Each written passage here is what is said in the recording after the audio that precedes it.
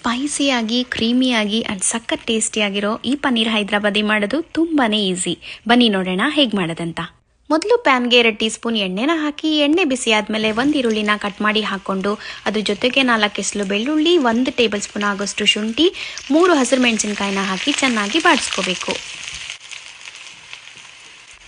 ಆಮೇಲೆ 1 ಕಪ್ ಆಗೋಷ್ಟು ಪಾಲಕ್ ಸೊಪ್ಪನ್ನು ಹಾಕಿ, ಜೊತೆಗೆ ಸ್ವಲ್ಪ ಕೊತ್ತಂಬರಿ ಸೊಪ್ಪು ಮತ್ತು ಸ್ವಲ್ಪ ಪುದೀನ ಸೊಪ್ಪನ್ನು ಹಾಕಿ ಒಂದು 2 ರಿಂದ 3 ನಿಮಿಷ ಎಲ್ಲನೂ ಚೆನ್ನಾಗಿ ಬಾಡಿಸ್ಕೋಬೇಕು.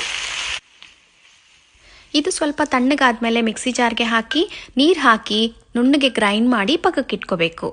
ಆಮೇಲೆ ಒಂದು ಪ್ಯಾನ್ಗೆ 1 ಟೇಬಲ್ ಸ್ಪೂನ್ ಎಣ್ಣೆನ ಹಾಕಿ, ಎಣ್ಣೆ ಬಿಸಿ ಆದಮೇಲೆ 200 ಗ್ರಾಮ್ಸ್ ಆಗೋಷ್ಟು ಪನ್ನೀರನ್ನು ಹಾಕಿ ಎಲ್ಲ ಸೈಡ್ಸು ಚೆನ್ನಾಗಿ ಫ್ರೈ ಮಾಡಿ ಇದನ್ನೆಲ್ಲ ಒಂದು ಪ್ಲೇಟ್ಗೆ ತಗೊಂಡು ಪಕ್ಕಕ್ಕೆ ಇಟ್ಕೋಬೇಕು.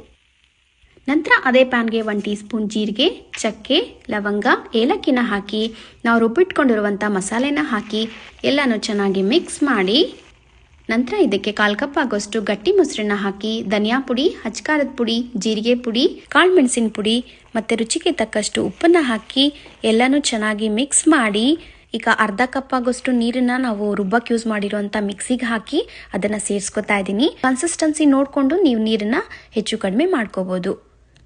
ಈಗ ಇದಕ್ಕೆ ನಾವು ಫ್ರೈ ಮಾಡಿಟ್ಕೊಂಡಿರೋಂಥ ಪನ್ನೀರನ್ನು ಸೇರಿಸ್ಕೊಂಡು ಎಲ್ಲನೂ ಚೆನ್ನಾಗಿ ಮಿಕ್ಸ್ ಮಾಡಿ ಒಂದು ಲಿಡ್ನ ಕ್ಲೋಸ್ ಮಾಡಿ ಮೀಡಿಯಂ ಫ್ಲೇಮಲ್ಲಿ ಒಂದು 6 ರಿಂದ 7 ನಿಮಿಷ ಚೆನ್ನಾಗಿ ಕುಕ್ ಮಾಡ್ಕೋಬೇಕು.